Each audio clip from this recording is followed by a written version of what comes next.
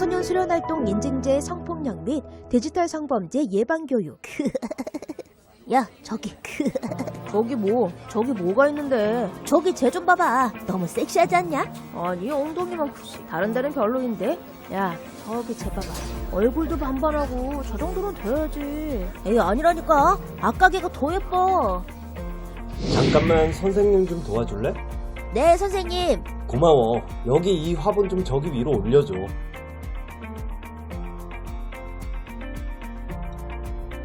아, 저기 선생님. 우리가 흔히 하는 장난이나 대화들 중 성폭력이 될 수 있는 말들이 많아.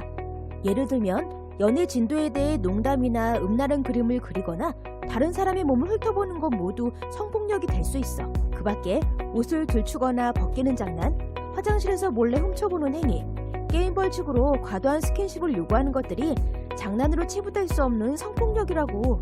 그러니까 어떤 행동이나 말을 할 때에는 상대방이 어떻게 생각할지, 기분 나빠하지 않을지 늘 상대방의 입장에서 생각해야 해. 그 밖에도 성적인 접촉을 시도하거나 동의를 받지 않는 직접적인 스킨십도 당연히 주의해야 해. 먼저 지도자 선생님이나 부모님과 같이 믿을 수 있는 사람에게 피해 사실을 알려 도움을 구해야 해. 피해 사실을 누군가에게 말하는 것은 아주 어려운 일이야. 그렇기 때문에 우리 모두 방관자가 되지 않고 도울 수 있도록 적극적인 자세를 가져야 해. 야야, 이거 봐봐. 오, 사진도 없어? 뭔데? 나도. 얘는 누구야? 너무 내 스타일이라 아까 지나갈 때 몰래 찍었지. 너희 가위바위보야. 그럼 내가 이긴 사람한테는 계단 밑에서 찍은 더 대박인 사진도 보내줄게. 그럼 내가 화장실에서 몰래 찍은 사진 있는데 그거랑 교환하자. 잠깐! 디지털 성범죄란 상대방의 동의 없이 신체를 불법 촬영한 후 디지털 매체를 이용하여 저장, 유포, 협박, 전시, 판매를 하는 등 각종 미디어와 SNS 같은 사이버 공간에서 일어나는 성적 괴롭힘을 디지털 성범죄라고 해. 뭐? 너는 찍지 않고 친구가 공유해준 것을 보기만 했다고? 불법 촬영한 사진을 보는 것도 디지털 성범죄에 가담하는 거야. 촬영을 해서도 안 되고 보아서도 안 되고 공유해서도 안 돼.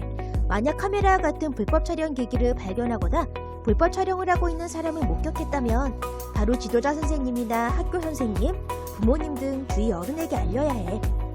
이때 발견 장소, 불법 촬영 기기의 색깔이나 모양, 촬영하고 있는 사람의 옷차림 등을 함께 알려준다면 범인을 잡는 데 큰 도움이 될 거야. 다들 잘 들었지? 내가 재미있다고 다른 사람의 안전을 침해하고 위협하는 행동은 용납될 수 없어. 몰랐다거나 의도하지 않았다고 해서 범죄가 용서되지 않고 법적 처벌을 받게 된다는 걸 명심해. 우리 모두 안전하고 즐거운 시간을 만들기 위해 노력하자.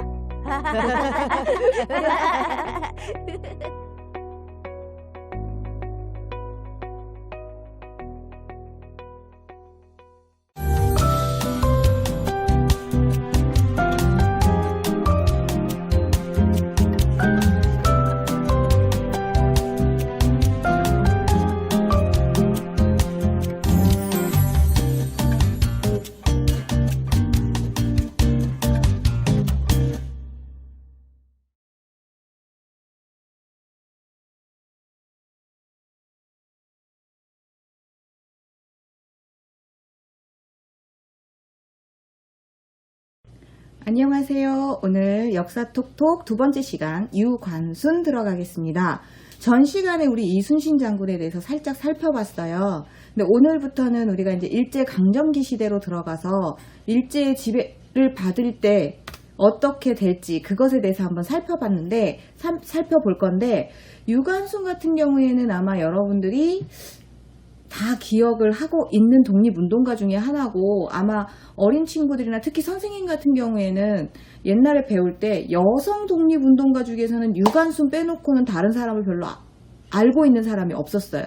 근데 최근에 들어서는 이 여성운동가들, 여성 독립운동가들에 대해서도 다시 한번 재조명해보는 시간들을 많이 갖고 있어요. 그래서 역사, 지금 여러분들이 배우는 역사 책에는 뭐 유관순 열사뿐 아니라 그 외에 몇몇 사람들도 뭐 남지현 열사라든가 뭐 이런 사람들에 대해서도 많이 기록이 나와 있고 역사 책에서도 좀 이렇게 여러분들한테 알려져 주고 있거든요.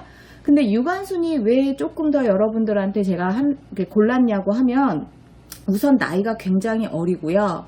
그러니까 10대 때 독립운동을 했던 사람이고, 그리고 또 여성이라는 입지가 지금도 뭐 남녀 차별이다 이런 얘기를 할 때 여성이 아무래도 지금도 현재는 조금 약한 입장이긴 하지만, 이 당시는 여자가 공부를 하거나 여자가 뭔가를 앞장서서 하는 게 굉장히 힘든 시대였거든요. 그 시대의 어린 나이로 역사에 기록될 만한 일을 한 사람, 그게 바로 유관순이에요. 그럼 유관순이 그 어린 나이에 왜 이런 일을 할 수밖에 없었을까를 한번 살펴보려면, 유관순에 대해서 여러분들이 우리가 알고 있는 3.1운동 때 독립운동 했어요, 독립만세 했어요, 이 일뿐이 아니라 그 외에 여러 가지 얽혀 있었던 사건들, 그리고 시대적 배경, 그리고 부모님에 관련된 이야기까지 한번 이번 시간에 알아보면서 여러분들이 그래서 유관순이 이런 행동들을 했구나, 이런 마음을 먹었구나 라는 거를 한번 이해하는 시간을 가졌으면 좋겠어요. 자, 지금 보면 선생님이 사진을 하나 올렸어요. 이제 이화학당 시절의 유관순 열사 기록인데요. 지금 사진에서 여러분들이 그냥 바라보는 입장에서 왼쪽에 있는 사람이 바로 유관순 열사입니다. 이때 나이가 보통 한 13살, 14살 정도 되는 나이이고요. 이제 이때가 한 3학년에 입학했었을 때의 모습이라고 합니다. 굉장히 단아하고, 이제 이때 시대의 여자들 한복 싹 입고, 그쵸? 이게 하나의 교복같이 봐도 되거든요. 그러면 이 시대에 왜 이렇게 청순하고 순수했던 소녀가 독립운동을 할 수밖에 없었는지 역사적, 시대적 배경을 한번 살펴보도록 하겠습니다. 지금 선생님이 사진에 큰 건물이 있고 가운데 보면 일본 국기 2개가 딱 있어요. 이게 일장기인데, 한일병합이라는 게 이루어지고 나서 경복궁의 입구에, 경복궁은 누가 사는 곳이죠? 바로 임금님이 사는 곳이에요. 우리나라 임금님이 사는 이 궁궐 앞에, 그리고 이 근정전인데, 이 경복궁의 근정전은 임금님이 관리들을 데리고 나라의 업무를 보는 장소예요. 그래서 좀 높게, 단도 좀 높게 되어 있고, 모든 그 경복궁 딱 들어갔을 때 제일 처음 나오는 건물이거든요. 그 건물 입구에 우리 임금님이 백성들과 업무를 보는 장소의 문에 일본 깃발을 걸어 놓은 거예요. 이것은 그야말로 굉장히 치욕적인 일이었고요. 또 하나는 이게 신문에 실렸던 사진이에요. 그러니까 이 사진을 제가 여러분들에게 한번 보여주고 싶었어요. 그리고 또 하나의 사진 하나 더 보여드릴게요. 지금 조선 총독부 건물이라고 되어 있는데, 아까 제가 일장기가 걸려져 있는 근정전 건물 보여드렸죠? 그 건물에서 바라본 모습이에요. 근데 지금 딱 바라봤을 때 뭐가 딱 가로막고 있죠? 조선 총독부 신식 건물. 그죠? 근데 여기에서 원래는 도로였어요. 그리고 사람들이 지나다니는 거리였거든요. 그러면 아까 봤다시피 근정전은 좀 높게 되어 있어요. 그래서 임금님은 아래를 궁궐 밖으로 나가는 게 그렇게 쉬운 일은 아니었거든요. 그래서 궁궐에서 밖을 쳐다보면서 백성들을 보면서 내가 백성들을 잘 다스려야겠구나 하고 마음을 먹기도 하고요. 또 백성들은 임금님의 모습은 보이지 않지만 이 궁궐의 지붕이나 이런 모습들을 보면서 우리 임금님이 저곳에 계시는구나, 우리는 임금님을 존경하고 또 임금님 우리를 잘 보살펴 줄 것이다 하고 서로 소통하는 곳이었어요, 이 입구가. 근데 거기에 그 대문을 부셔버리고요, 그 장소에 조선 총독부라는 건물을 세운 겁니다. 그 의도는 백성과 임금님을 단절시키겠다, 끊어버리겠다. 그럼 지금부터 백성들은 누구를 바라봐라? 조선 총독부. 그리고 임금님도 어떤 느낌을 갖게 하느냐? 조선 총독부 건물, 일본에 너는 갇혀있다, 지배를 받아야 한다라는 어떤 암시, 이런 건물, 상징이라고 볼 수가 있어요. 이 조선 총독부는 1995년에 철거가 돼요. 그럼 우리가 1910년이라고 아까 써 있었죠? 잠깐 다시 보여줄게요. 1910년에 한일 병합이 이루어져요. 일제의 식민지가 되기 시작한 거예요. 그리고 나서 45년에 우리가 해방이 돼요. 그리고도 95년에 조선 총독부를 철거하게 되니까 장장 몇 년 동안 그 자리에 있었던 거예요? 50년이 거의 다 되도록 있었던 거예요. 그래서 김영삼 대통령이 조선 총독부 건물을 없애겠다고 했을 때 하나의 이제 숨겨져 있는 이야기로는 일본이 아니 자기의 역사잖아요. 그리고 우리나라에서도 역사는 역사죠. 그러니까 그 조선 총독부 건물을 통째로 자기네 일본으로 가져가겠다. 그 비용 모든 것들을 자기네가 지불하겠다라고 얘기를 했대요. 그래서 그 말 한마디에 김영삼 대통령이 화가 나서 그 다음날 바로 폭발을 해서 무너뜨렸다는 얘기도 있어요. 예. 그래서 일본에게는 그거는 왜 그렇게 했냐면 우리나라에 관광객이 들어왔을 때 이 조선 총독부는 일본인들이 꼭 들리는 장소였어요. 그러면서 자기네가 우월함을 느꼈겠죠. 하지만 우리 입장에서는 어때요? 굉장히 치욕스러운 건물이었어요. 하지만 우리나라에서도 이게 양갈래로 갈렸었어요. 잘 보존하자. 그래서 우리의 치욕적인 역사를 잘 되살려서 다시는 그런 일이 없도록 하자. 반면에 아니다. 이런 거는 없애야 한다. 하지만 일본의 그런 말 때문에 폭파해서 지금은 없어지게 되죠. 그리고 지금은 첨탑만 남아 있습니다. 이런 이 조선 총독부가 이렇게 역사적 산물로 남아 지금은 없어졌지만 이런 것들을 봤을 때 일본이 어떤 의도로 우리를 지배를 했었는지 알겠죠. 그러면 그때 시대를 우리가 어떤 통치를 했길래 도대체 어떤 통치를 했길래 유관순 열사가 그러한 어린 나이에 그런 행동을 했을까? 그러면 무단통치 시대라고 얘기를 하거든요. 무단통치 시대가 바로 1910년대 그러니까 조선 총독부가 설립이 되고 우리나라가 일본의 지배를 받기 시작한 첫 해부터 무단통치 시대라고 얘기를 해요. 근데 이 무단통치 시대 때 어떠한 일들이 이루어지냐면 우선 정의를 내려보면 군대나 경찰의 무력을 이용해 다스리는 정치. 한마디로 얘기해서 매와 벌로 사람을 다스린다는 얘기예요. 그러니까 우리가 어떤 법적으로 정당한 방법으로 합리적인 방법으로 하는 게 아니라 무력으로 사람을 다스리는 거죠. 잘못을 하면 바로 죽이거나 벌을 내리거나 이런 식의 정치예요. 그러니까 겁을 주는 거죠. 그리고 이거를 그래서 헌병경찰제라는 걸 기본으로 만들어요. 헌병경찰제는 뭐냐면 군인이 지배를 하는 거예요. 군인이 경찰이 돼서 다스리는 거예요. 지금 우리나라 상황을 보면 나라는 누가 지키죠? 맞아요. 군인이 지켜요. 하지만 우리가 도둑이 들었거나 누가 나를 때렸거나 이랬을 땐 누가 출동해서 나를 도와주죠? 군인? 아니면 경찰? 경찰이죠. 그런데 그 경찰 역할을 누가 하느냐? 군인이 하는 거예요. 그럼 군인은 나라를 지켜야 되는데 일본 군이 우리를 들어와서 우리나라 경찰 역할을 하는 거예요. 우리나라 사람이 아니고요. 일본 군인이 와서 하는 거예요. 그러니까 이 사람들이 얼마나 무섭게 했었냐면 밑에도 나와 있죠. 헌병경찰은 의병이나 독립운동가를 재판 없이 죽일 수 있었어요. 이거는 의병뿐 아니라 독립운동가에만 해당된 게 아니에요. 일반 사람들한테도 해당되는 형벌이었어요. 자세하게 사진으로 한번 보여줄게요. 조선 태형령이라는 게 있어요. 조선 태형령은 뭐냐면 헌병경찰이 실시할 수 있는 형벌제도였어요. 조선인을 재판 없이 태형을 실시할 수 있었다. 조선인에게만 해당되는 거였어요.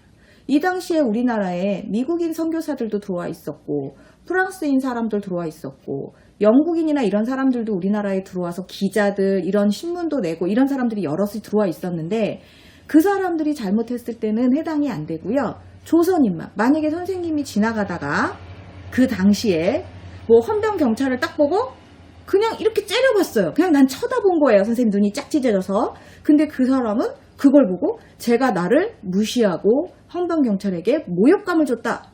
그러면 태형 대령해. 그럼 뒤에서 이 태형을 운반하고 있던 수레가 와서 이걸 그냥 딱 놔요. 그럼 저는 여기다 묵습니다. 여러분 곤장 때리는 거 보셨나요? 사극이나 이런 데서. 딱 저 판에다가 나무판에다 묶어놓고요. 엉덩이를 때리는 거예요. 근데 죽이는 건 아니에요. 근데 매수에 제한이 없었어요. 10대를 때릴 수도 있고요. 100대를 때릴 수도 있어요. 그래서 이 태형을 맞다가 독이 올라서 죽는 사람도 있고 맞다가 기절해서 죽는 사람도 있고 또 크게 다치는 사람들도 있었어요. 그러니까 굉장히 불합리하기도 하고 또 경찰만 보면 어떻겠어요? 피해 다녔겠죠. 굉장히 무서웠겠죠. 그래서 이때는 아기가 울면 야 순사 온다. 이때는 우리가 순사라고 불렀거든요. 순사 온다. 그러면 울음을 뚝 그쳤다는 웃지 못할 이야기도 있습니다. 또 하나 볼게요. 조선교육령이라는 걸 내려요. 이 제도를 보면 지금 사진에서 보면 맨 앞에 가운데 계신 분이 있고 양쪽으로 경찰 같은 군복을 입은 사람이 칼을 차고 있어요. 이 사람들이 선생님이에요. 선생님들이 칼을 차고 수업을 해요. 학생들을 위협을 하는 거죠. 그리고 만약에 학생들도 수업 중에 뭔가를 잘못하면 바로 혼날 수도 있는 거예요. 그리고 지금 몇 년을 배우냐면 남학생, 여학생, 초등학교 과정은 4년을 배워요. 그리고 그 다음에도 3년, 4년으로 나눠져 있어요. 일본인보다 몇 년의 교육이 훨씬 더 적죠. 이건 왜 그랬냐면 교육 기술을 하거나 기술을 배우거나 어떤 공장에서 일을 하거나 이런 일을 할 수 있을 만큼의 교육 수준만 가르쳐라 라고 한 거예요. 그래서 일본어를 가르친다거나 어떤 학습적인 우리가 뭐 여러분들이 공부하는 그런 수학, 영어 이런 쪽가 아니라 그냥 일본어 배우고 그리고 우리가 습득할 수 있도록 어떤 기술적인 것들을 배우는 과정이었다고 볼 수 있어요. 그러니까 일본인은 이때부터 우리를 무력으로 탄압을 하고 그런 와중에 억울한 백성들이 생겨나기 시작을 하게 되는 거죠. 그래서 유관순 열사가 이런 속에서 자라면서 억울한 주민, 억울한 이웃 또한 자기 부모님의 일도 겪게 됩니다. 그럼 일대기 한번 볼까요? 유관순 열사는 19세에 죽게 돼요. 그러니까 짧은 세월이죠. 그리고 큰 사건으로 보면 3.1 만세 운동을 주도했던 사건 외에는 뭐 별로 없어요. 하지만 그 과정이 얼마나 힘들었는지를 오늘 자세히 살펴볼 거예요. 우선 1902년에 천안에서 태어납니다. 이 당시에도 일본이 우리나라를 계속해서 압박하는 시기예요. 아직 일본의 지배를 받진 않지만 그래서 그때 아버지가 일본의 지배에서부터 벗어나기 위해서 힘을 키우기 위해서 많이 노력을 하셨다고 해요. 그러던 와중에 아까 봤던 한일병합이 이루어져요. 그래서 이대로는 안 되겠다 해서 아버지가 홍어학교를 세워요. 친구들과 돈을 모아서 천안에다 학교를 세우는 거예요. 학교를 하나 세우려면 재산이 굉장히 많이 들어가겠죠. 그래서 이때부터 자기의 전 재산도 거의 많이 털고 이래서 이제 거기다 투자를 하고 해서 거의 돈도 없고 그죠. 가난에 이제 찌든 생활을 하게 됩니다. 그러던 중에 아버지가 일본인한테 매를 맞는 사건이 일어나요. 그리고 선교사의 특혜를 받아서 도움을 받아서 이화학당에 학교에 가게 돼요. 이때 아버지가 이 유관순한테 배워야 한다. 아까도 그랬죠. 우리가 힘으로 못 이기니까 배워서 우리 어린 아이들을 인재로 키워야겠다는 생각을 갖고 계셨다고 했어요. 그래서 유관순이 여자지만 이화학당을 보내서 열심히 공부를 시킬 것을 결심을 하십니다. 그리고 유관순 열사도 이화학당에서 열심히 공부를 하죠. 그러다가 2학년쯤 됐을 때 3.1 만세 운동이 일어나요. 그리고 거기에 참여를 하게 돼요. 그리고 거기에서 휴교령이 내려지면서 고향으로 쫓겨 내려오거든요. 그때 이대로는 있을 수 없다 하고 천안에서 다시 한번 독립만세 운동을 벌입니다. 그리고 그게 사건이 돼서 체포가 되고 서대문 형무소에서 그 다음 해에 죽게 되죠. 그 과정은 여러분들한테 좀 더 사진과 여러 가지 자료를 보여드리면서 이야기해 줄게요. 이화학당 유관순 열사 사진이에요. 어디 유관순이 있을까 한번 찾아보세요. 아마 얼굴이 딱 여러분들 눈에 익어서 잘 보일 것 같거든요. 여러분들이 보는 방향에서 맨 뒤쪽 오른쪽에 끝에 있어요. 친구한테 이렇게 어깨동무하고 있는 친구가 바로 유관순 열사입니다. 요때가 좀 애띤 고등과에 입학했을 때 당시의 사진일 것 같다고 표시를 하거든요. 이화학당 시절의 유관순은 아까도 말씀드렸다시피 열심히 공부했다 그랬죠. 적극적이고 솔선수범인 모범 학생이었대요. 그래서 선생님들한테도 굉장히 인정받는 학생이었고 또 이때 혼자만 입학한 게 아니라 사촌 언니도 같이 입학을 하거든요. 그래서 서로 도우면서 여러 가지 일을 했대요. 그리고 어려운 친구를 돕는 일에도 앞장섰대요. 왜냐하면 이 당시에 넉넉한 친구들이 이 학교를 가는 게 아니었어요. 유관순처럼 이제 이런 친구들이 가서 가난하고 힘없는 친구들도 있을 거고 또 일찌감치 포기를 하려는 친구들 또 뭐 그런 친구들을 열심히 도와주기도 하고 그래서 자기뿐 아니라 남을 배려하고 도와주는 게 굉장히 익숙했던 친구였죠. 또 하나는 유관순이 이런 일에 적극적으로 나서게 됐던 게 이화학당을 다니면서 위인전을 되게 많이 읽었대요. 그때 이제 잔다르크, 프랑스의 유명한 영웅이죠. 그리고 나이팅게일, 또 이 사람은 1차 세계대전 때 뭐 이제 간호사로서 여러 사람들을 살린 인물이에요. 그래서 그런 위인전을 읽으면서 나도 나이팅게일이나 잔다르크 같은 인물이 되겠다라고 각오를 다지기도 했다고 합니다. 그리고 세 번째 보면 지금 선생님이 친구와 태극기를 그려서 선교사 방과 기숙사에 붙였다라고 나오는데 한 70여 장을 그렸대요. 몇 날 며칠을. 그리고 그거를 몰래 방마다 붙인 거예요. 입구에다가, 방문에다가. 근데 이거 사건이 돼서 학교에서 굉장히 벌을 받거든요. 혼나기도 하고. 왜 그랬냐면 이때가 이제 일제 강점기가 들어가던 시기예요. 그러다 보니까 이게 만약에 걸리면 유관순도 잡혀가서 굉장히 크게 혼나겠지만 학교가 폐교가 되거나 학교 교사들, 학교 학생들도 큰 피해를 볼 수가 있었어요. 그러다 보니까 이런 것들을 굉장히 금지시켰거든요. 그러니까 이런 일들이 일어나니까 3.1 만세 운동도 쉽게 참석할 수는 없었겠죠. 그렇죠? 그래서 이런 어떤 불이함 이런 것을 참지 못하고 5인 결사대까지 만들어요. 그리고 거기에 참여해서 광복 운동을 시작하게 됩니다. 그리고 1919년 결정적인 일이 일어나요. 고종이 갑자기 돌아가시게 돼요. 고종은 우리나라의 임금님이셨는데 이 고종이 돌아가시게 됐는데 이날 학생들이 자진해서 학교 수업을 휴교를 하고 다 상복을 입고 거기서 통곡을 하면서 울어요. 근데 이것까지 학교에서 막을 수는 없죠. 왜냐하면 그것도 일본에서 봤을 땐 정당한 거예요. 우리나라의 임금님이 돌아가셨는데 사람들이 뭐 상복 입고 운다? 특별한 일은 아니잖아요. 그러니까 사람들이 그거 일본에 걸릴 일은 아니니까 학교에서도 그냥 그거는 무관을 합니다. 묵인을 해요.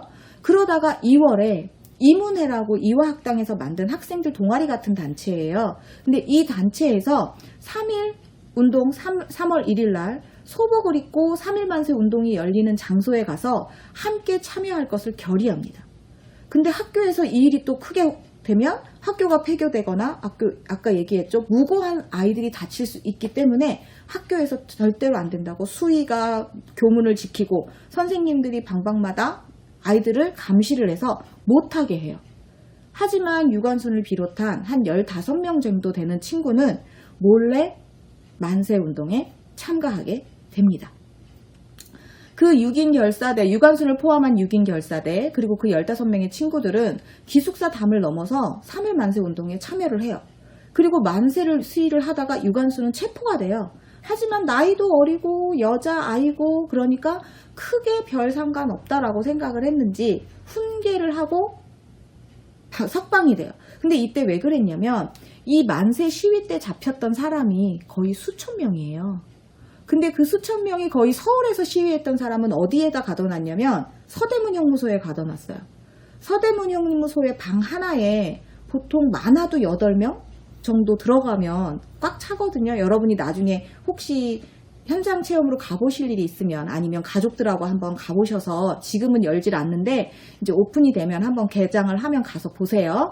근데 거기에 30명에서 50명까지 가둬놓게 된 거예요. 죄수들이 너무 많이 들어오니까. 그래서 거기에서 주동자가 아닌 사람들은 훈방을 해서 내보내준 거예요. 그때 석방이 돼요. 그리고 일본에서는 학생들의 그런 행동들을 막기 위해서 휴교령을 내리고 학교 문을 닫게 해요. 그때 갈 곳이 없는 유관순은 기숙사를 들어갔었으니까 갈 곳이 없는 유관순은 고향으로 내려오게 됩니다. 고향으로 내려와서 가만히 있었느냐? 그렇진 않죠. 언니와 그리고 친구들과 고향으로 내려오는 당시에 기차가 이제 소리가 났겠죠. 근데 기차 소리가 뭐 지금은 우리가 크게 들리진 않지만 옛날에는 석탄을 떼서 기차를 돌렸기 때문에 칙칙폭폭 칙칙폭폭 이렇게 소리가 났대요. 근데 친구가 그게 동전 한 푼, 동전 두 푼 이렇게 소리가 들린다고 야 이거 꼭 동전 한 푼, 동전 두 푼 이렇게 들린다 그랬더니 유관순이 나는 조선 독립 하는 소리로 들려라고 이야기를 했대요. 그럼 이건 뭐예요? 그만큼 유관순은 이때부터 자기 마음속에 조선의 독립에 관련된 것을 모든 생각을 거기에만 집중했다는 것을 알 수 있죠. 어떤 마음이었는지도 알 수 있고요. 자, 이게 3.1 독립만세운동 장면이에요. 우리가 이 3.1 만세운동이 어떤 의의를 갖고 있는지도 알고 있어야 왜 유관순이 천안에까지 내려와서 3.1 만세운동을 다시 한번 벌였는지를 이해할 수 있겠죠. 3.1 독립 만세운동에 대해서 한번 설명해 줄게요. 지금 이게 대한문 앞에서 있었던 관중들이에요. 사람들. 만세운동 하는 사람들도 있고요. 그 전에는 옆에서는 지나가는 사람들도 있는데 이때 당시에 간단하게 얘기를 해주면 3.1 만세운동 때 일본들이 가만히 있진 않았겠죠. 헌병들이 나와서 총을 쏠 때 앞에 사람들이 그러니까 무관심하게 그냥 보고 있던 사람들도 앞에 태극기를 들고 독립만세만 해요. 우리나라 사람들은 총을 쏘는 것도 아니고 칼을 들고 덤비는 것도 아니에요. 그냥 태극기만 들고 독립만세만 하는 거예요. 근데 앞에서 총을 쏴서 사람들을 죽여요. 같은 국민으로서 옆에서 뭐지? 하고 봤다가 가만히 있을 수 있을까요? 옆에 있던 사람들까지 막 동조해서 독립만세운동에 참여하기 시작해요. 그래서 군중들이 모이고 해서 큰 시위가 벌어져요.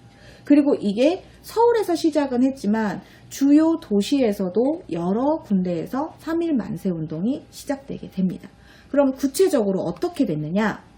이 배경에는 민족자결주의 원칙이라는 게 배경이 돼요. 이건 뭐냐? 그 민족은 민족 스스로 독립을 쟁취해야 한다라는 거예요.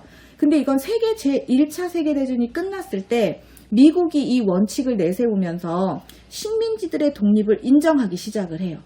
그럼 우리도 식민지잖아요? 그럼 우리도 우리 스스로 독립을 해야 된다? 그렇기 위해서는 우리가 뭔가를 해야겠죠. 그래서 3.1 독립 만세운동을 계획을 하게 되는 거예요. 그런데 그 발단이 뭐냐? 아까 말씀드렸던 고종 승하가 원인이에요. 근데 고종이 독살이 됐다는 소문이 퍼지기 시작을 해요. 왜냐면 고종이 그렇게 크게 아팠던 사람이 아닌데 갑자기 돌아가시게 되거든요. 그래서 이때 그 일본이 자기네한테 뭐 동조했다라는 것에 동의해라 계속 압박을 넣었는데 고종이 계속 거부를 했대요. 그래서 독살을 했다라는 소문이 나면서 사람들이 더 들고 일어나게 된 거죠. 그리고 이때 민족 대표 33인으로 정해진 사람들이 만세운동을 계획을 하고 고종 장례일이 3월 3일이었는데 그 이틀 전 3월 1일 날 개시일로 정하게 됩니다. 그래서 이렇게 일어나게 된 3.1 독립만세운동. 자, 조선총독부에 근데 우리나라는 독립선언 사실을 통고를 해요. 왜? 내가 독립을 하겠다는데, 그쵸? 내 나라에서 내 나라가 독립을 하겠다는데 숨길 일은 아니에요. 그래서 당당하게 통고를 해요. 그리고 태화관에서 독립선언서를 낭독을 하는데 일본 경찰이 들이닥쳐요. 그리고 여기에서 선언서를 하던 사람들은 다 잡혀가게 되죠. 탑골공원에서는 학생 대표들이 기다리고 있었어요. 33인이 와야 되는데 안 오는 거예요. 그래서 어쩔 수 없이 학생 대표가 올라가서 독립선언서를 낭독하고 독립만세 태극기를 흔들면서 시가로 나가게 돼요. 행진을 하죠. 그리고 아까 봤던 대한문에서 시위했던 장면처럼 군중들이 걸어가면서 시위를 하게 되는 거예요. 그때 일본 헌병들이 가로막고 있던 헌병들이 총을 쏘고 그럼 앞에 사람들 막 죽은 사람들이 있겠죠. 그러면 뒤에 있던 사람들이 또 옆에 있던 태극기가 없는 사람들이 너무 땅바닥에 떨어진 태극기를 들고 같이 또 독립만세 하면서 계속 운동을 해요. 이 사건이 3월 10일까지 계속됩니다. 그리고 이 이후에는 폐교령 내려지고 하니까 서울시에서는 조금 잠잠해지겠죠. 하지만 전국적으로 확산이 되기 시작해요. 부산에서도 일어나고 대구에서도 일어나고 진주에서도 일어나고 전주에서도 일어나고 그리고 누구야? 유관순 열사가 천안에서 일으키게 되는 거죠.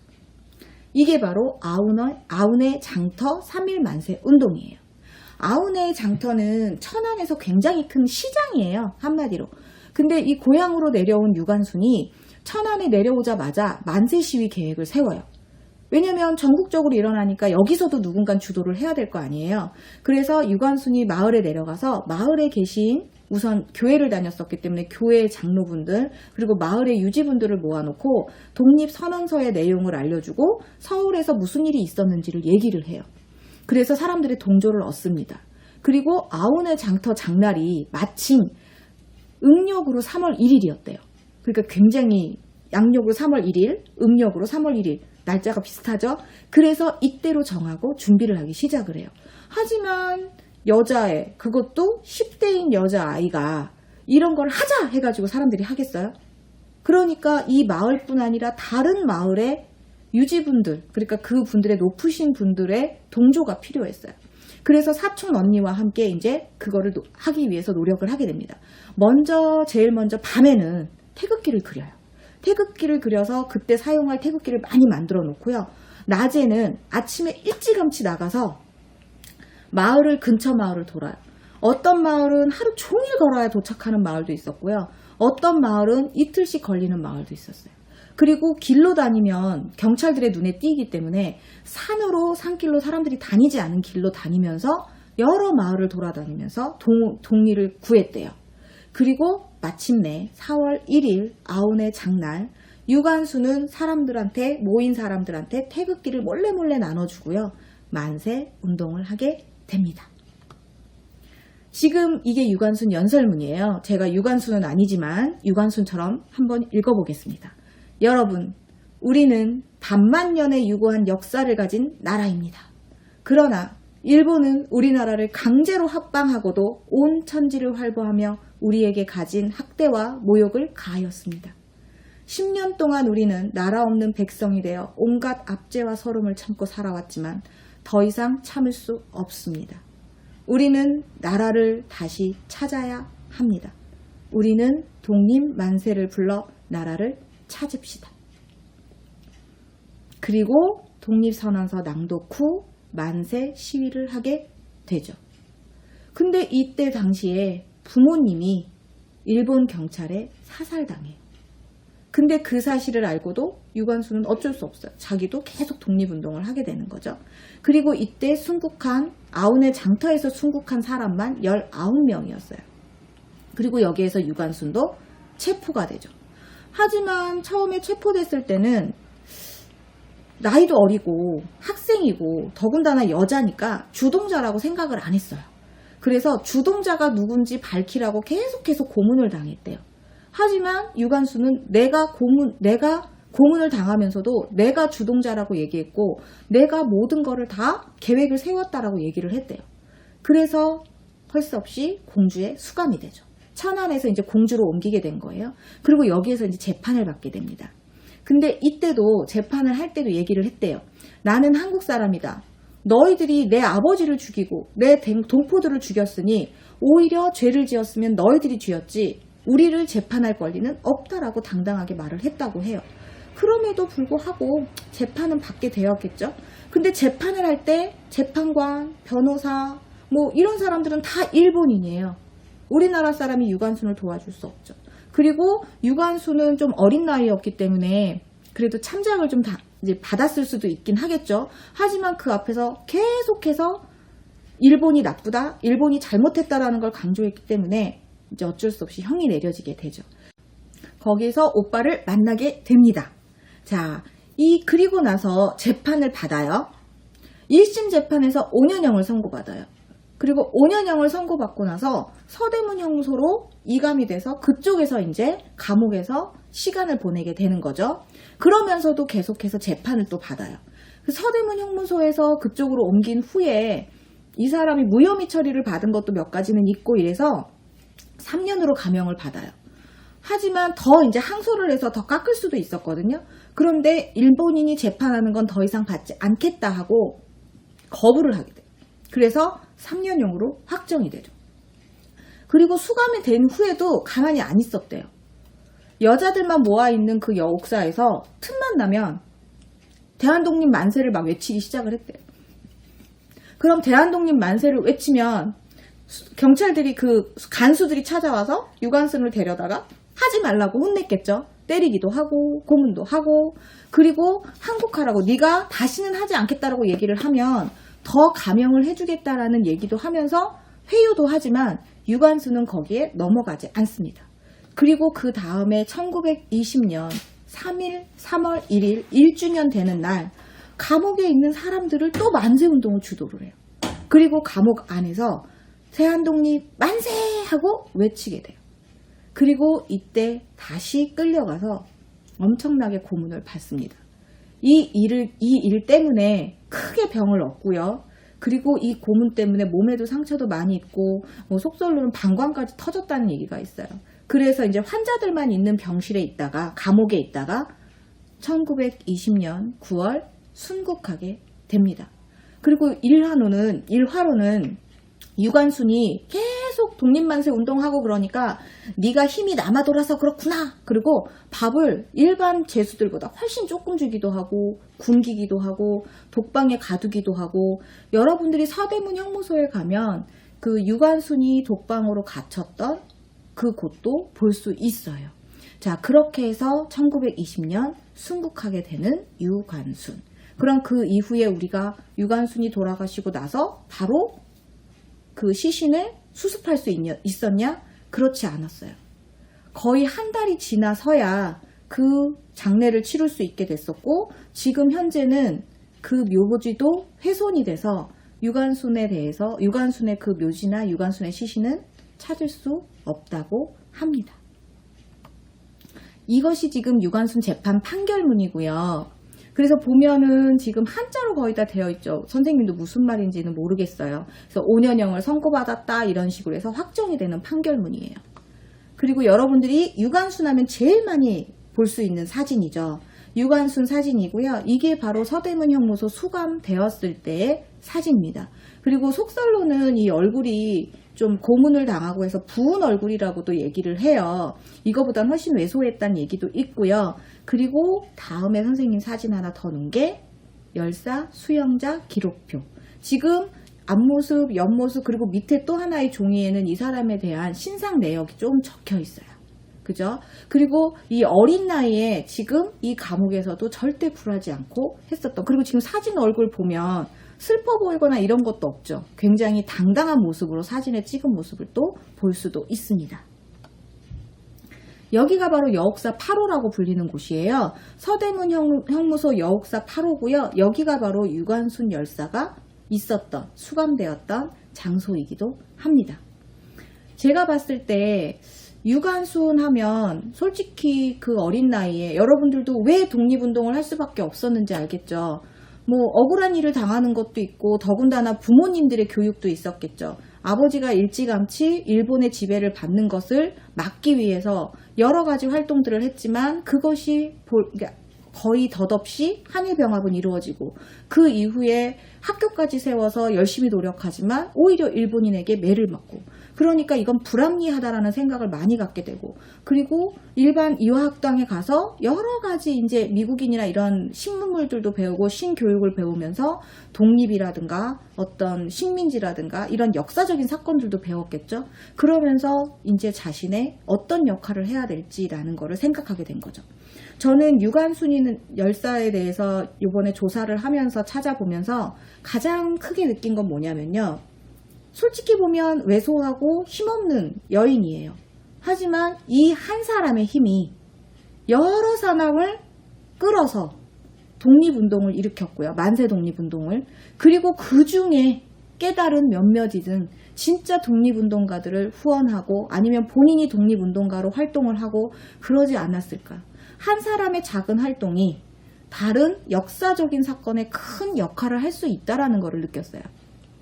그래서 나 하나로 뭐가 되겠어? 라는 생각이 아니라 나 하나부터 시작하자라는 생각으로 한다면 여러분도 결코 작은 힘이 아니라는 거를 새삼스럽게 제가 느꼈고, 여러분들도 그거를 느꼈으면 좋겠어요. 그리고 역사 공부하면서 여러분들도 내가 유관순이었으면 난 그렇게 할 수 있었을까? 라고 한번 공감하고 그 시대로 가서 상상의 나래를 펼치면서 공감할 수 있는, 공감해가면서 이 수업을 듣는다면 훨씬 더 재미있는 수업이 되지 않았을까 생각을 합니다.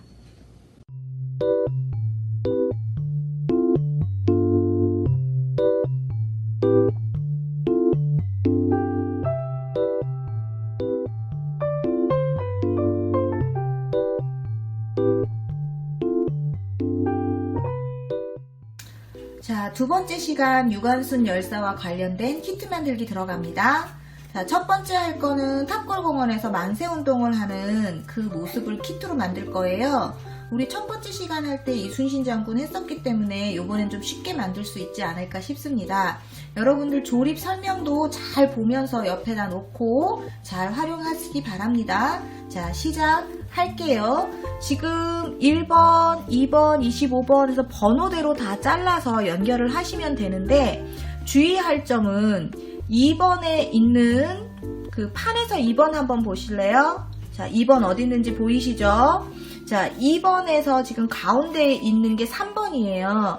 3번은 따로 떼서 두 번째 단계에서 활용할 거니까 잘 분리해서 2번, 3번 한 번에 집어넣지 않도록 주의해 주시기 바랍니다. 자, 띄어서 조립 시작하겠습니다.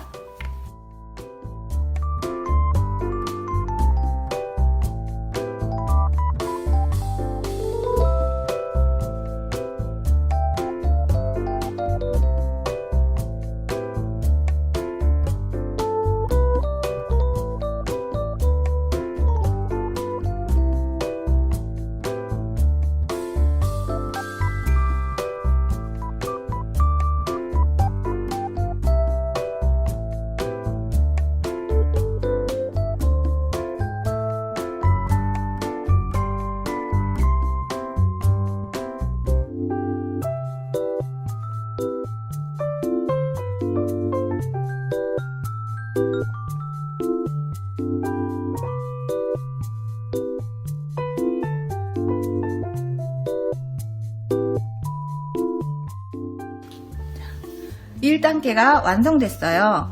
밑에 판 댈 때 구멍이 너무 많다 보니까 여러분 맞추기가 조금 까다로울 거예요. 그래서 잘 보고 또 잘 해보시면 될 것 같고요.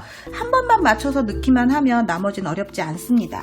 자, 두 번째 단계 들어갈게요. 두 번째 단계에서 그 맨 위에 3번으로 아까 두었던 먼저 막고 시작하겠습니다. 이거를 끼워 놓고요.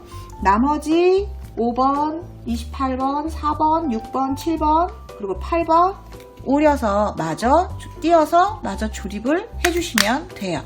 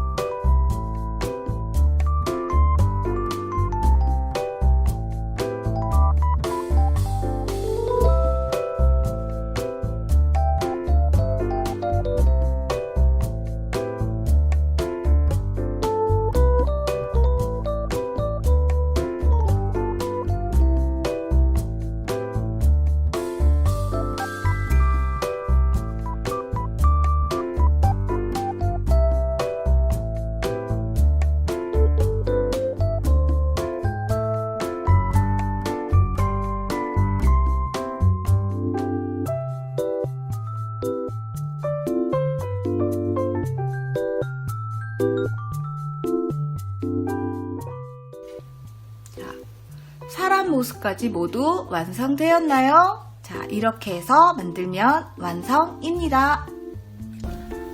자, 유관순 열사와 관련된 키트 이번에는 블록 만들기인데요.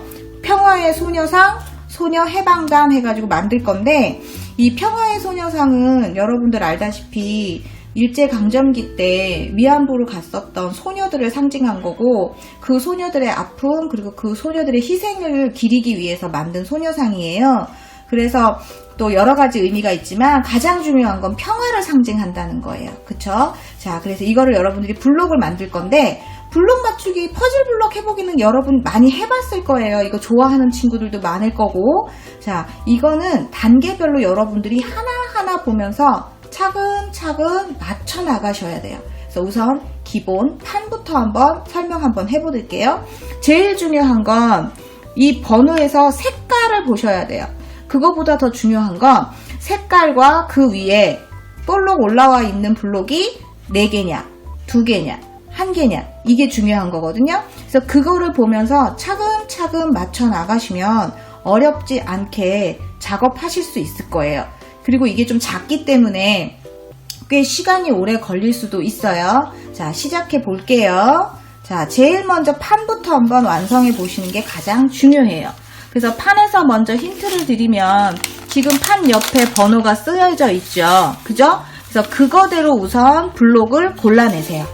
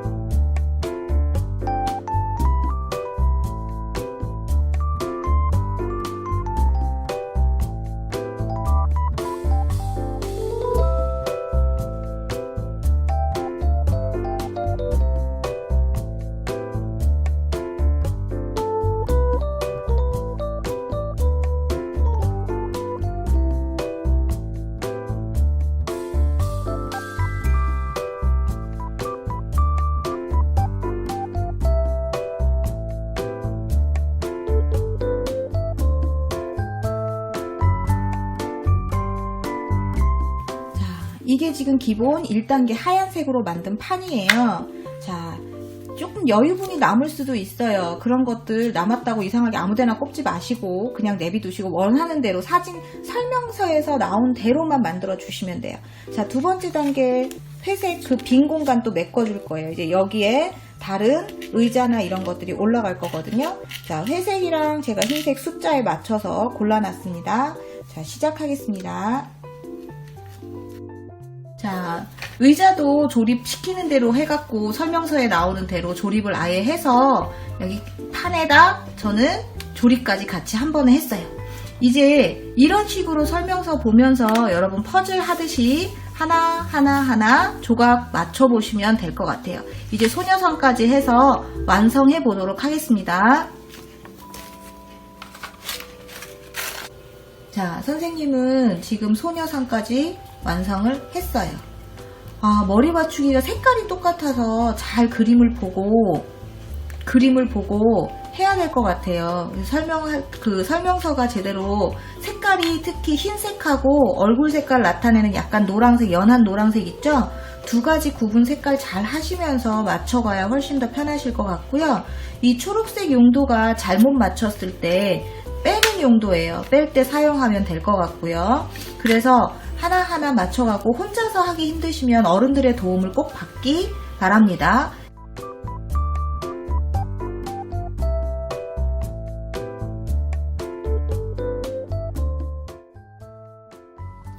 유관순 만들기 탑골공원 만세 키트하고 독립만세 키트하고 소녀상 만들었어요. 자, 잘 만드셨나요?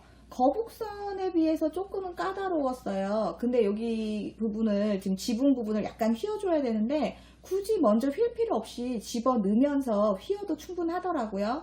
그래서 순서 잘 보시고 하면 어렵지 않았을 거예요. 문제는 소녀상인데 아까 말씀드렸다시피 블록 블록 크기 모양 잘 보셔야 되고요. 곱하기 3, 곱하기 2 해가지고 숫자가 써 있으니까 개수대로 골라서 하시면 되는데 제가 하다가 실수를 했어요. 무슨 실수냐면 설명서에서 흰색하고 연노란색으로 나와 있는 게 연한 베이지로 나와 있어서 구분을 잘 못해서 흰색인 줄 알고 그 베이지색을 모아서 조립을 했었다가 다시 다 빼고 했거든요. 여러분은 그렇게 실수하지 않도록 베이지색, 흰색, 설명서의 색깔 잘 구분해서 한 번에 잘 만드실 수 있었으면 좋겠어요. 자, 정면까지 한 번 더 보여드릴게요. 자, 시간이 오래 걸리긴 하지만 만들어 놓으니까 굉장히 뿌듯하네요. 자, 우리 수업 중에 빠진 거 다시 한번 좀 설명해 드리고요. 유관순에 대해서 조금 더 자세히 정리를 좀 해드릴게요. 자, 일본의 통치 방식부터 한번 설명해 드릴게요. 우리 유관순 할 때 자꾸 그 무단 통치 얘기하면서 일본이 우리를 못살게 굴었던 얘기 해드렸죠. 자, 무단 통치, 크게 일본 통치 방법은 무단 통치, 문화 통치, 민족 말살 통치 이렇게 세 단계로 나눠요. 세 단계 중에 1단계인 무단 통치에 대해서는 제가 말씀드렸었죠. 1910년 한일합방이 이루어지고 나서 이제 바로 실시된 건데 한마디로 얘기하면 기죽이려고 매와 벌로서 한 통치라고 했어요. 왜냐하면 한일 병합이 이루어지기 전서부터 우리나라는 식민지가 되지 않기 위해서 엄청난 노력을 해요. 근데 그게 무력투쟁도 하고요. 그러니까 총 갖고도 싸우고 뭐 기관도 폭탄을 던지기도 하고 일본인들 회사나 이런 것에도 폭탄 던지고 그러니까 이런 무력투쟁을 하기 시작을 하는 거예요. 그러다가 한일 병합이 됐으니 오죽하겠어요? 더 독립운동을 많이 할 거 아니에요. 그러니까 애초에 백성들이 겁을 먹고 그런 운동을 하지 못하게 하자 하는 게 한마디로 무단통치였어요. 그래서 무단통치에 대해서는 앞에서 다 설명을 드렸었어요. 그런데 이럴 때 3.1운동이 일어났죠. 그래서 3.1운동이 큰 변화를 가져와요. 왜냐하면 3.1운동이 무단통치에서 문화통치로 넘어가게끔 했던 계기가 되는 사건이거든요. 자, 문화통치는 말만 들으면 굉장히 부드러운 것 같죠. 그죠? 말 그대로예요. 사람들을 인도적이고 배려적이고 그리고 우리나라의 문화를 활성화시킬 수 있도록 어떤 통치를 하겠다는 거죠. 우리나라를 인정해주면서. 근데 실제로는 그렇지 않았어요. 왜냐하면 헌병경찰제를 일반 경찰제로 바꿨어요. 무단통치 때는 군인이 와서 경찰을 했다 그랬죠. 군복을 입고. 근데 그걸 일반 경찰로 바꾼 거예요. 그럼 일반 경찰이니까 지금처럼 군인이 아니라 경찰들이 우리를 하겠네요? 맞아요. 그리고 조선인들 중에서도 말단이긴 하지만 경찰도 뽑고 관리도 뽑아요. 하지만 그렇게 관리나 경찰이 될 수 있었던 사람들은 일본한테 헌신하거나 일본 편에 서는 친일파들이 많았어요. 그리고 그 다음에 문화정치도 폈다 그랬죠. 그래서 우리나라의 소설가, 작곡가, 그림 그리는 사람 이런 사람들을 또 후원도 해주고 활성화시켜요. 근데 왜냐면 이 사람들은 글을 써야지 소설을 쓰고 노래를 만들고 해야지 먹고 살 수 있잖아요. 근데 이 사람들이 그거를 하는 대신 일본은 찬양하는 글을 쓰거나 아니면 일본이 위대하다. 우리는 일본에게 이렇게 식민지로 있는 것이 뭐 당연한 일이다. 이런 글들을 써서 올리거나 노래를 만들거나 이렇게 해야지 그 사람들의 소설도 실어주고 작곡가로서 인정도 해주기 시작하는 거예요.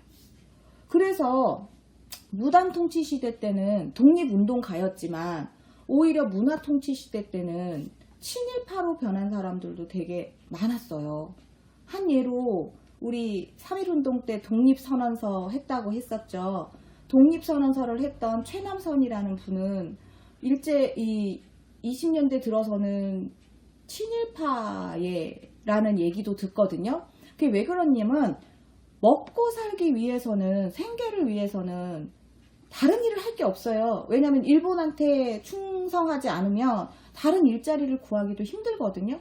그러다 보니까 어쩔 수 없이 그 글 하나를 찬양하는 글을 쓰거나 아니면 그 사람들이 뭘 하게 되면 친일파라는 낙인이 찍히게도 된 거죠. 그리고 또 한편으로 그런 마음도 있었을 거예요. 자기네들이 10년, 뭐 15년 이렇게 노력을 했는데 독립되는 기미가 안 보여요. 오히려 일본은 우리나라뿐 아니라 중국, 뭐 동남아시아 이쪽까지 다 힘을 뻗치는 거예요. 그러니 일본이 점점점 힘이 세지는 거예요. 더군다나 1차 세계대전 때는 승전하는 승전국 편이었거든요. 그래서 많은 혜택을 봐요. 그래서 우리는 안 되나 보다라고 포기하는 사람도 있었을 거예요. 이때가 바로 문화 통치예요. 그런데 문화 통치 때는 다른 사람들을 우리끼리 감시하게끔도 만들었어요. 왜냐하면 아까 얘기했죠. 뭐 일본한테 잘한다거나 일본한테 그런 사람들은 관리로도 채용해주고 경찰이 되게도 해주고, 그러다 보니까 옆에 사람이 독립운동하는 것 같아요. 옆집에서 뭐 독립운동가 무슨 태극기를 만들어요. 이런 거를 신고를 하면 혜택을 주는 거예요. 상금도 주고. 그러다 보니까 서로 감시하는 체제가 또 되는 시대가 바로 문화통치 시대예요. 그리고 마지막이 바로 민족 말살 통치. 30년대 후반 이후인데 말 그대로 우리의 민족을 없애버리겠다는 통치 방식이에요. 일본어를 강요하고요. 한국어를 쓰면 이제 안 돼요. 그래서 수업을 하거나 이럴 때 한국어를 사용하지 못하게 하고, 글도 일본어로 쓰게 하고, 이름도 일본 이름으로 바꾸지 않으면 아까처럼 어떤 일을 할 때 제약을 받기 시작을 해요. 그리고 공장에 가서 노동자를 쓸 때도 강제로 데려가서 쓰기도 하고요. 나중에는 2차 세계대전까지 참전하면서 군인들이 모자르게 되니까 우리나라 사람을 끌어다 일본 군인으로 쓰게 되는 거예요. 그래서 많은 사람이 죽고 많은 사람이 끌려가서 착취를 당하고, 나중에는 그것도 모자라서 어린 여자애들을 데려다가 공장 노동자로 쓰거나, 그리고 아까 우리 소녀상 만들었던 것처럼 그런 위안부로 쓰기도 하죠. 이때가 바로 민족 말살 통치예요. 그러다 보니까 일제강점기, 무단 통치부터 쭉 살펴봤죠. 너무 힘든 일들이 많이 생기잖아요. 그래서 이럴 때 유관순이 살았던 시대는 무단 통치 시대예요. 그 이전부터도 너무 힘든 일이 많았어요. 더군다나 아버지도 식민지가 되지 않기 위해서 여러 가지 노력을 했음에도 불구하고 아버지의 노력도 물거품이 되고, 나중에는 또 일본인한테 맥까지 맞는 상황까지 벌어지죠. 그리고 이 시대는 여자한테 교육을 시키지 않던 시대였어요. 근데 아버지가 유관순을 이런 이화학당에 보내면서 교육을 시켰던 이유, 더군다나 돈도 없고 힘들었던 그런 가정에서 얘를 보냈던 이유, 무엇일까요? 아마도 유관순이 우리나라를 위해서 뭔가 큰 인물이 되기를, 아버지는 그렇게 봤겠죠. 그래도 뭔가 작은 도움이 되고, 아니면 선생님이 돼서, 이때는 이화학당을 졸업한 사람들이 선생님을 많이 했거든요. 여자분들이 선생님이 돼서 아주 많은 사람을 가르칠 수 있었으면 하는 바람이 있었을 거예요. 그리고 이화학당에서도 유관순 같은 경우에도 자기가 무엇을 할까? 솔직히 나는 우리나라를 위해서 독립운동을 할 거야 하진 않았을 거예요. 왜냐하면 나이도 어리죠. 학생이죠. 한참 공부할 나이니까 나는 공부를 열심히 해야겠다라고 생각을 했을 텐데, 막상 학교 들어가서 다른 나라의 역사를 배우고 우리나라를 돌이켜 봤을 때 너무 많은 문제들도 보이고, 그죠? 그리고 위인전을 읽으면서 이건 아니다, 불합리하다라는 생각을 하게 되면서 자기가 할 수 있는 가장 작은 일부터 찾게 된 거죠. 그게 바로 맨 처음에 얘기했던 태극기를 수십 장씩 그려서 기숙사마다 대한민국, 아니죠, 대한제국, 그땐 대한제국이니까 대한제국이라는 나라가 있음을, 우리나라가 아직은 건전함을 보여주고자 했었던 거죠. 하지만 그것조차도 일본인한테 걸리면 큰일이었어요. 그죠? 그리고 3.1운동이 있었다는 걸 보고 그 사람들한테 끝내는 3.1운동에도 참여를 하죠. 이때만 해도 그냥 이런 일이 일어나니까 유관순은 한 거예요. 부당함을 알기 때문에 참여를 한 거예요. 그리고 잡혔을 때도, 3.1운동을 해서 서울에서 잡혔을 때도 나이도 어리고 여자아이기 때문에 쉽게 풀려났다고 얘기했죠. 하지만 그걸로 멈추지 않고 고향에 내려와서 아운의 독립만세 운동을 다시 주도를 하죠. 낮에는 근처 마을을 돌아다니면서 사람들을 설득하고요. 그리고 밤에는 태극기를 그렸다고 얘기를 했어요. 근데 이때 태극기를 그리는 게 밤에 몰래 그리니까 괜찮겠지? 사실은 엄청 무서운 일이었어요. 왜냐하면 이때 경찰들이, 이때는 헌병 경찰이라 그랬죠. 군인 경찰, 군인들이 한밤중에도 돌아다니다가 저 집이 수상해요 하면 갑자기 들이닥쳐서 뒤지기도 하고 사람을 때리기도 하고 그랬어요. 그러니까 만약에 몰래 태극기 그리는 게 들키면, 경찰한테 들키면 아주 큰일 나는 일이었죠. 그래서 진짜 감시도 누가 보는 동안 열심히 그리고 밤마다 밤을 새워가면서 태극기를 몰래 그렸어요. 그때 얼마나 무서웠을 거예요. 저 같으면 막 두근두근 진짜 길거리에 떨어져 있는 동전 하나 주술 때도 누가 보나 싶어서 누구 주인 나타날까봐 전 무서워서 그런 동전도 잘 안 줬거든요.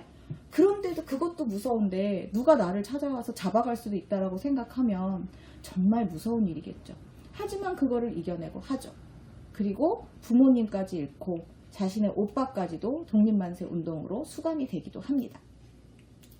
우리나라 역사에서 여성운동가는 많이 언급되지 않아요. 그럼에도 불구하고 선생님 때부터 유관순은 항상 나왔어요. 그리고 선생님처럼 역사를 아주 옛날에 배웠던 사람도 다른 여자 독립운동가들은 모르더라도 유관순은 알아요. 그만큼 유관순이 어린 나이에 그런 일을 했던 건 아무나 할 수 없는 일이었기 때문에 그랬겠죠. 그리고 선생님이 말씀도 드렸었죠. 감옥에서 어떻게 이겨내고 또 어떻게 고문을 받으면서도 계속해서 독립운동을 펼쳤었는지도 제가 말씀을 드렸었어요. 그쵸?